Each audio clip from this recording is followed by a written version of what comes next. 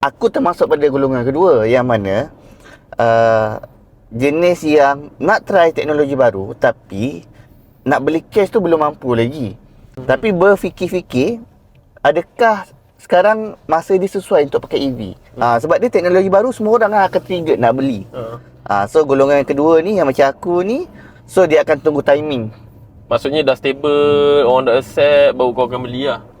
Itu satu lagi timing dia. Okey, contoh kalau aku beli ni, adakah market harga dah stabil? Sekarang ni EV mahal. Lepas tu tak tahu maintenance macam mana, resale value. Resale value ni tak ada isu sangat. Isu dia dengan nak charging. Kalau contohlah sekarang ni kalau aku pakai EV, menyusahkan aku tak? Untuk Kalau aku balik kampung ke, kalau aku nak pergi kerja ke. Lagi-lagi yang duduk high rise, lagilah kena fikir banyak kali. Kalau duduk landed, boleh pasang wall box tu.